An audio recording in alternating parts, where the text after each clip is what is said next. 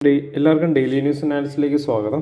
അപ്പോൾ ഈ പ്രാവശ്യത്തെ ഡെയിലി ന്യൂസിൽ നമ്മൾ നോക്കാൻ പോകുന്ന ടോപ്പിക്സുകൾ ഇതൊക്കെയാണ്.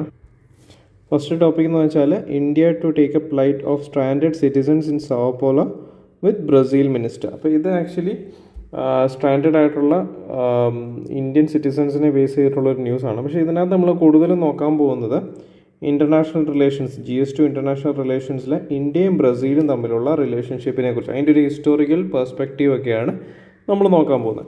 നെക്സ്റ്റ് ന്യൂസ് എന്ന് വെച്ചാൽ reality of real life exploitation as a structural problem.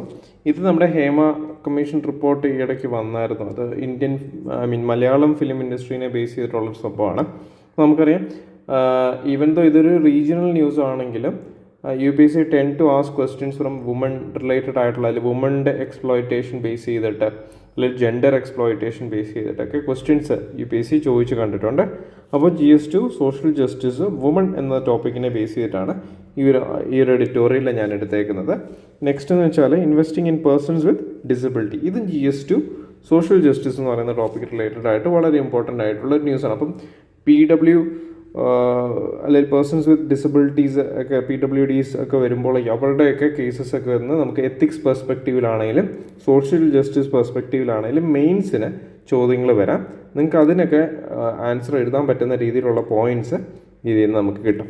Okay, അപ്പോൾ ഫസ്റ്റ് ന്യൂസ് എന്ന് പറഞ്ഞാൽ ഇതിൻ്റെ കോണ്ടെക്സ്റ്റ് എന്ന് വെച്ചാൽ ഇന്ത്യയും ബ്രസീലും തമ്മിൽ കൂടുതൽ ഭയങ്കര ലോങ് സ്റ്റാൻഡിങ് റിലേഷൻഷിപ്പ് ഉണ്ട്. നമുക്കറിയാം, കോൾഡ് വാർ ടൈമിലാണെങ്കിലും നമ്മൾ നോൺ അലൈൻമെൻറ്റ് മൂവ്മെൻറ്റിനൊക്കെ ബ്രസീൽ ഭയങ്കര സ്ട്രോങ് പാർട്ട്ണർഷിപ്പ് ഉണ്ടായിരുന്നു. Okay, India and Brazil have established A long standing diplomatic relationship which has evolved into strategic partnership over the years.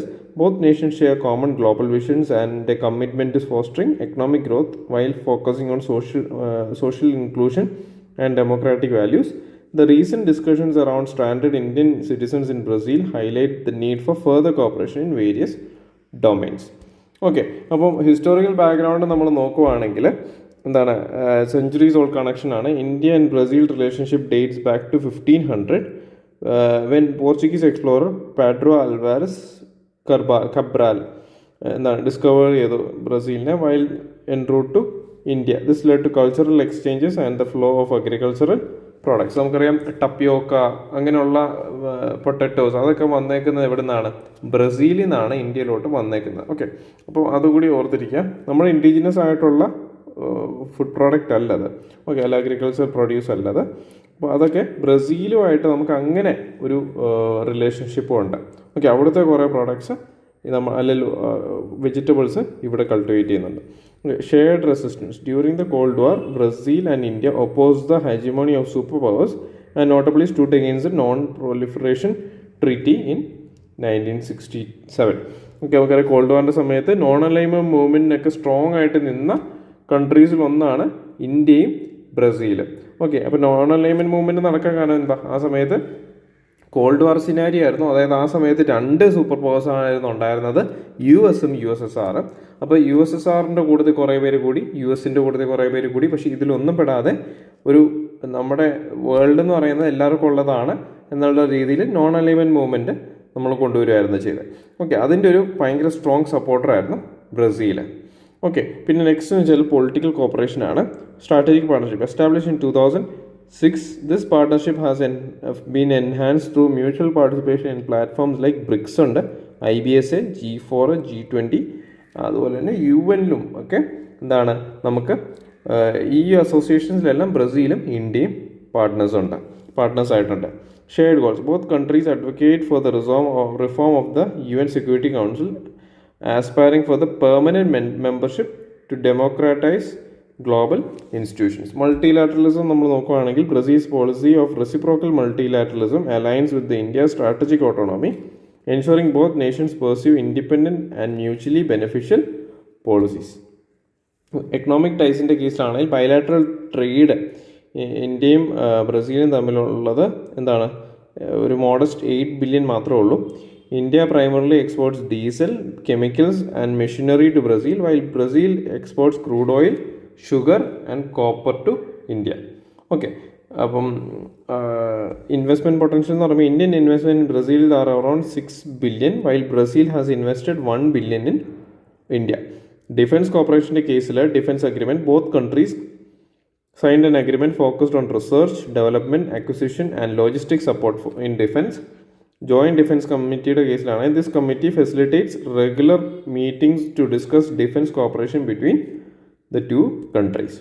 Okay, cultural exchange നമ്മൾ നോക്കുകയാണെങ്കിൽ there is a significant interest in Indian culture in Brazil including yoga and Ayurveda. Brazil has a strong community of practitioners and Mahatma Gandhi's teachings are widely respected. Challenges എന്ന് പറയുമ്പോഴേക്ക് എന്തൊക്കെയാണ്? ബ്രസീലും ഇന്ത്യയും തമ്മിലുള്ള റിലേഷൻഷിപ്പിൽ Brazil has launched a complaint in the WTO regarding Indian subsidies to sugar cane farmers claiming it violates international trade rules. അപ്പോൾ നമുക്കറിയാം sugar cane കൾട്ടിവേഷനിൽ one of the leading players ആണ് ഇന്ത്യയും ബ്രസീലും. അപ്പോൾ അങ്ങനെ വരുമ്പോൾ നമുക്ക് ചില കൺട്രീസിൻ്റെ കേസിൽ നമ്മൾ നോക്കുവാണെങ്കിൽ ഇപ്പോൾ ഇന്ത്യയും ഓസ്ട്രേലിയയും തമ്മിൽ ഒരു ക്ലാഷ് ഉണ്ട്. കാരണം ഇന്ത്യയും ആക്ച്വലി നല്ല രീതിയിൽ ഡയറി പ്രൊഡക്ഷൻ നടത്തുന്ന ഒരു കൺട്രിയാണ്. ഓസ്ട്രേലിയയും ഭയങ്കരമായിട്ട് ഡയറി പ്രൊഡക്ഷൻ നടത്തുന്ന ഒരു കൺട്രിയാണ്.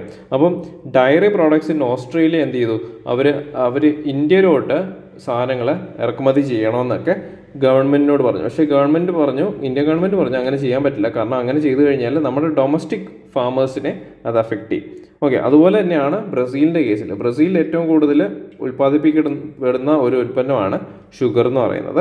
അപ്പോൾ ഷുഗർ കെയിൻ്റെ സബ്സിഡീസ് ഇന്ത്യ ഗവൺമെൻറ് കൊടുക്കുമ്പോഴേക്കും ഫാമേഴ്സിന് കൊടുക്കുമ്പോഴേക്കും MSP അങ്ങനെയുള്ള FRP ഒക്കെ കൊടുക്കുമ്പോഴേക്കും അത് ആക്ച്വലി നമ്മുടെ ഫാമേഴ്സിന് ബെനിഫിഷ്യലാണ് ബെനിഫിറ്റ് ചെയ്യുന്നൊരു സ്കീമാണ്. പക്ഷെ അത് ഒരു ഇല്ലീഗൽ പ്രാക്ടീസ് അല്ലെങ്കിൽ അതൊരു പ്രോപ്പറായിട്ടുള്ള മെത്തേഡ് അല്ല എന്നൊക്കെ ബ്രസീൽ വാദിക്കുന്നുണ്ട്. കാരണം അവരുടെ മാർക്കറ്റിനെ ഇന്ത്യ ടോപ്പിൾ ചെയ്യും എന്നുള്ളൊരു പേടി കാരണം. Okay, China's influence. Brazil's deep economic ties with China pose challenges for India to increase its presence in the region. Climate change divergence.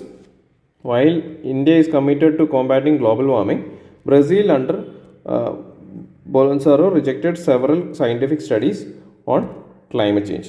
Okay, way forward കേസിൽ upgrading the strategic partnership, strengthening the strategic partnership action plan and bilateral investment treaties can help both countries tap into greater opportunities.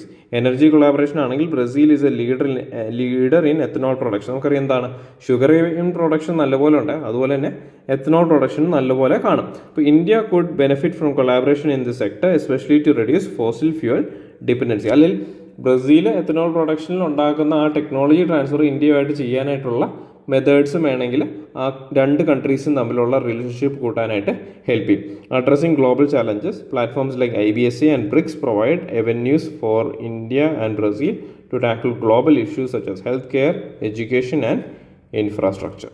Okay, ഇപ്പോൾ next news എന്ന് പറയുന്നത് നമുക്കറിയാം അതൊരു film industry base ചെയ്തിട്ടുള്ളൊരു ന്യൂസാണ്. The justice K. Hema committee report released by the Kerala government in August 2023 has sparked a nationwide debate on gender-biased exploitation in the Malayalam film industry. The report examines the deep-rooted gender discrimination, exploitation and abuse faced by women in cinema, highlighting the structural problems within the industry. Okay, അപ്പം എന്തൊക്കെ ഇഷ്യൂസാണ് ഈ റിപ്പോർട്ടിൽ highlight ചെയ്തേക്കുന്നത്? Exploitation and abuse. അപ്പം report focuses on 2 major categories of discrimination. Sexual എക്സ്പ്ലോയിറ്റേഷനും ഉണ്ട്, അതുപോലെ തന്നെ ജെൻഡർ ബേസ് ചെയ്തിട്ടുള്ള പ്രാക്ടീസസും ഉണ്ട്. ഓക്കെ, അപ്പോൾ powerful men in the industry exploit woman actors and crew members. അപ്പോൾ lack of legal protection, the absence of comprehensive laws and regulation to protect woman in film industry from harassment is emphasized. Okay, അപ്പം ഒരു proper legal framework വേണം. Prevention of sexual harassment act is not fully implemented in the industry. Structural barriers എന്ന് പറയുമ്പോഴേക്ക് that committee noted that overwhelming influence of men in decision making roles leading to women being marginalised in the workforce. The film industry is reluctant to enforce gender equality practices contribute to the exploitation of women. Okay, cultural and social aspect എന്തൊക്കെയാണെന്ന് നോക്കിക്കഴിഞ്ഞാൽ ഒന്നെന്ന് പറയുന്നത്, ഇതിപ്പോൾ നിങ്ങൾക്ക് sociology option എടുത്തേക്കുന്ന ആൾക്കാർക്കൊക്കെ വളരെ gender പെർസ്പെക്റ്റീവിലൊക്കെ answer എഴുതാനായിട്ട് അല്ലെങ്കിൽ സബ്സ്റ്റാൻഷിയേറ്റ് ചെയ്യാനായിട്ടൊക്കെ പോയിന്റ്സ് ഇതിൽ നിന്ന് നമുക്ക് എടുക്കാം. ഓക്കെ, പാട്രിയാർക്കൽ ഡോമിനൻസ് ഒരു ഫാക്ടറാണ്. The film industry, like many other sectors, is influenced by the patriarchal structures that reinforce male dominance. The report underscores how these cultural biases hinder women's participation and progression in the industry. Fear of retaliation. But many women fear retaliation for speaking out about the abuse they face, which further perpetuates a culture of silence and impunity. Okay, legal and structural reforms എന്തൊക്കെയാണ് വേണ്ടത്? Need for legal amendments. ഒന്നെന്ന് പറയുന്നത് report recommends amendments to the current labour laws and stricter enforcement of prevention of sexual harassment ആക്ടിന് അത് നല്ല രീതിയിൽ enforce ചെയ്യാനായിട്ടുള്ള ഒരു സിനാരിയോ ആണിത്. It calls for establishing mechanisms to report harassment and discrimination without fear or of retaliation. Okay, retaliation എന്ന് വെച്ചാൽ എന്താ? ഇപ്പോൾ ഇവർ റിപ്പോർട്ട് ചെയ്തു, അപ്പോൾ ഇത് കാരണം ഇവർക്ക് സിനിമ കൊടുക്കുന്നില്ല എന്ന് ഒരു ഗ്രൂപ്പ് ഓഫ് ആൾക്കാർ തീരുമാനിക്കുന്നു. അപ്പോൾ അങ്ങനെയുള്ള ഫിയർ വരാതെ ഈ കാര്യങ്ങൾ നല്ല രീതിയിൽ റിപ്പോർട്ട് ചെയ്യാനായിട്ട്, അല്ലെങ്കിൽ നടക്കുന്ന കാര്യങ്ങൾ ഓപ്പണായിട്ട് പറയാനായിട്ടുള്ള ഒരു കറേജ് ആൾക്കാർക്ക് കൊണ്ടുവരണമെങ്കിൽ നല്ല ലീഗൽ മെഷേഴ്സ് വേണം. Registration of film workers. One of the key suggestions is to ensure all workers including women are registered under legal frameworks to provide protection and recourse in case of exploitation. Independent committees വേണം. The report advocates for the establishment of independent bodies to investigate complaints related to sexual harassment and enforce swift justice. Okay, ഇതിൻ്റെ ഒരു way forward പറയുവാണെങ്കിൽ strengthening accountability ആണ്. Government intervention is crucial to hold the film industry accountable for its treatment of women. റെഗുലറായിട്ട് audits വേണം, legal reforms വേണം, strict monitoring of workplaces വേണം. Gender sensitive ആയിട്ടുള്ള training കൊടുക്കുക. Industry must promote gender sensitivity training to create a safe and respectful work environment for all employees. Okay, അപ്പോൾ ഇതിൻ്റെ ഒരു conclusion നമ്മൾ കൊടുക്കുകയാണെങ്കിൽ ഇപ്പോൾ ഫിലിം അല്ലെ art forms and gender base ചെയ്തിട്ട് നിങ്ങൾക്ക് ചോദ്യങ്ങൾ വരുവാണെങ്കിൽ നിങ്ങൾക്ക് ജസ്റ്റിസ് ഹേമ കമ്മിറ്റി റിപ്പോർട്ട് നിങ്ങൾക്ക് ഒരു എക്സാമ്പിളായിട്ട് കൊടുക്കാം. Okay, the justice Hema committee report sheds light on the persistent gender inequality in Indian film industry. Structural reforms, strong legal protections and cultural change are essential to combat exploitation and ensure gender equality in this sector. Okay, addressing these challenges is a significant step forward toward creating a more inclusive and just working environment for women in the film industry. Okay, അപ്പം ഒരു woman അല്ലെങ്കിൽ gender ഇൻക്ലൂഷനൊക്കെ base ചെയ്തിട്ടൊക്കെ ടോപ്പിക്സിന് നിങ്ങൾക്ക് ഈ ഒരു ന്യൂസിലെ data coat ചെയ്യാനായിട്ട് പറ്റും. Okay, ഇപ്പം next news എന്ന് പറയുന്നത് investing in persons with disabilities. അപ്പോൾ ഇതിൻ്റെ കോണ്ടെക്സ്റ്റ് എന്ന് വെച്ചാൽ India's efforts to promote inclusivity for persons with disabilities have seen legal mandates and policy initiatives. പക്ഷേ എന്താണ്, അതിൽ ചാലഞ്ചസ് സ്റ്റിൽ റിമെയിൻ ചെയ്യുന്നുണ്ട്. A recent Hindi movie Srikanth. അപ്പോൾ ശ്രീകാന്ത് എന്ന് പറയുന്ന മൂവി എന്ന് പറയുന്ന ഒരു കോണ്ടെക്സ്റ്റ് എന്ന് വെച്ചാൽ ഒരു ബ്ലൈൻഡ് പേഴ്സൺ ആക്ച്വലി എന്താണ് ഒരു ബിസിനസ് സ്റ്റാർട്ട് ചെയ്യുകയാണ്. ഓക്കെ, അതിൽ അയാൾ ഓരോ സ്റ്റേജിലൂടെയും പോകുമ്പോഴേക്കും, ലൈഫിൻ്റെ ഓരോ സ്റ്റേജിലൂടെയും പോകുമ്പോഴേക്കും ഒരു സ്റ്റേജിൽ പുള്ളിക്ക് ക്രിക്കറ്റർ ആകണമെന്നായിരുന്നു. പക്ഷെ ക്രിക്കറ്റർ ആകാനായിട്ട് ഉള്ള ഒരു സാഹചര്യം പറ്റുന്നില്ല. അതുപോലെ തന്നെ ഇപ്പം ആദ്യത്തെ സ്റ്റേജിൽ പുള്ളിക്ക് CBSE എക്സാം എഴുതണമെന്നുണ്ടായിരുന്നു, അല്ലെങ്കിൽ +2 സയൻസ് ബാക്ക്ഗ്രൗണ്ടിൽ എടുക്കണമെന്നുണ്ടായിരുന്നു. പക്ഷേ അത് ആ സമയത്ത് പറ്റത്തില്ല എന്ന് പറയും. അത് കഴിഞ്ഞ് പുള്ളി കോർട്ടിൽ പോവും, കേസ് വാദിക്കും, ജയിക്കും. അപ്പോൾ അങ്ങനെ ഓരോ സ്റ്റേജ് ഓഫ് ലൈഫിലും പുള്ളി ഇതുപോലെ സ്ട്രഗിൾ ചെയ്യും.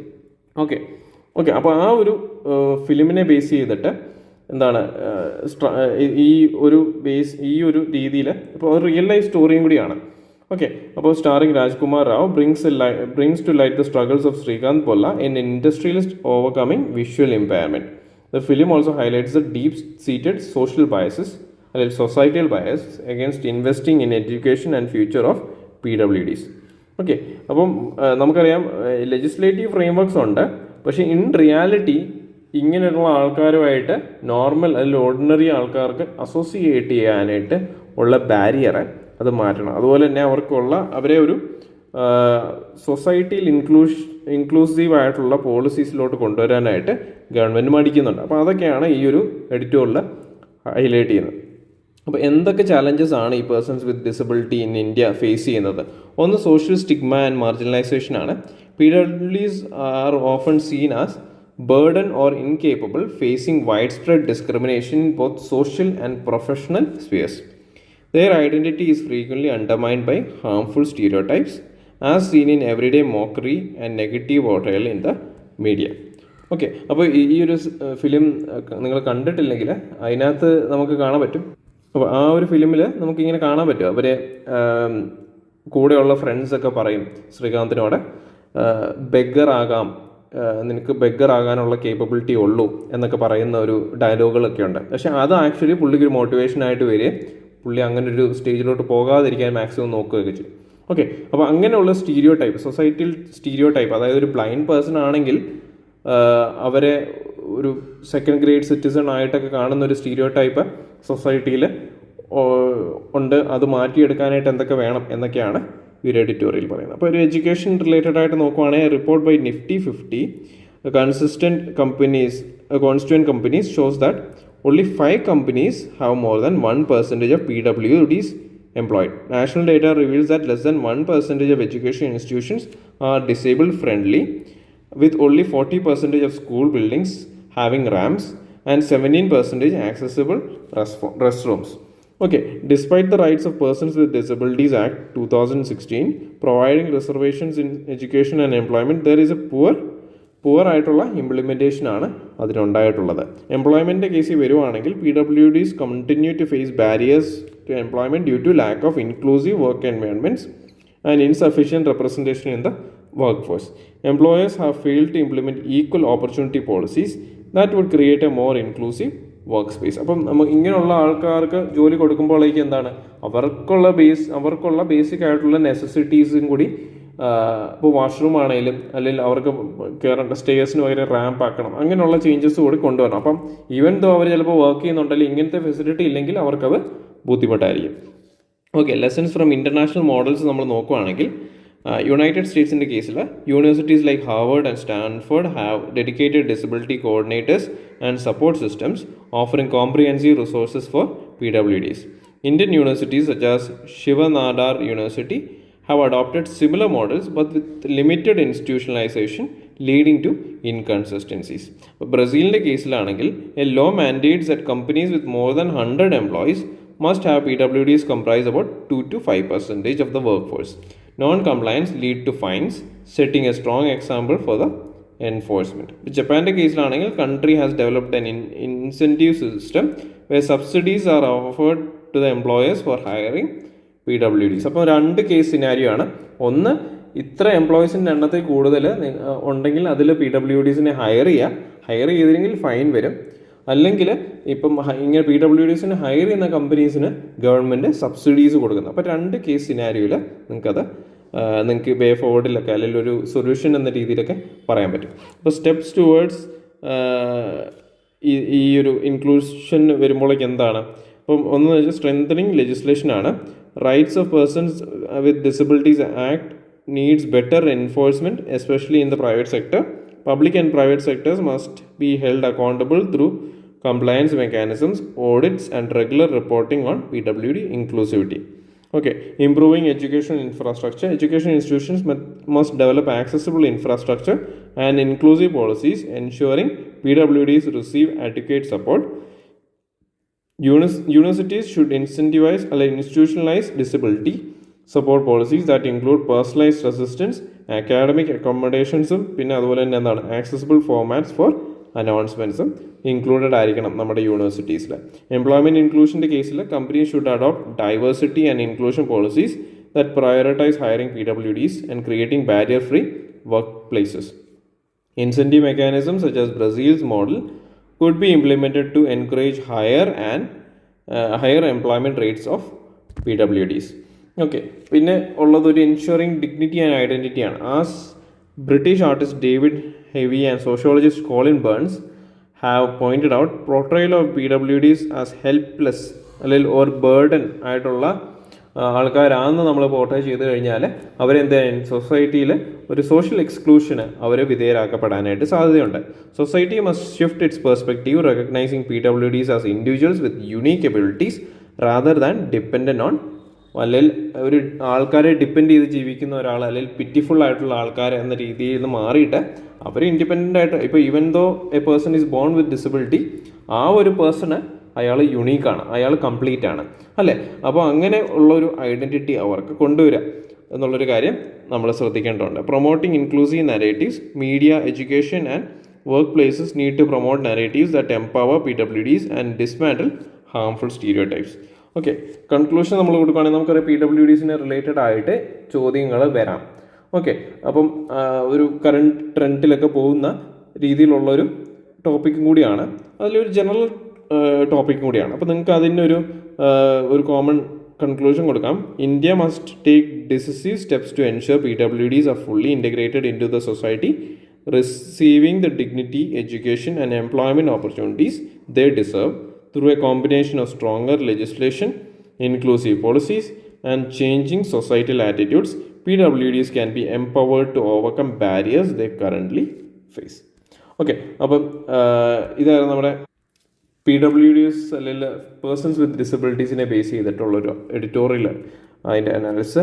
അപ്പം ഈ പ്രാവശ്യത്തെ ന്യൂസ് നമുക്കെല്ലാം ഒരു മെയിൻസ് പെർസ്പെക്റ്റീവിലുള്ള ന്യൂസുകളായിരുന്നു. എല്ലാവർക്കും അത് മനസ്സിലായെന്ന് വിചാരിക്കുന്നു. ഇനി അടുത്ത പ്രാവശ്യം കാണാം. നന്ദി, നമസ്കാരം.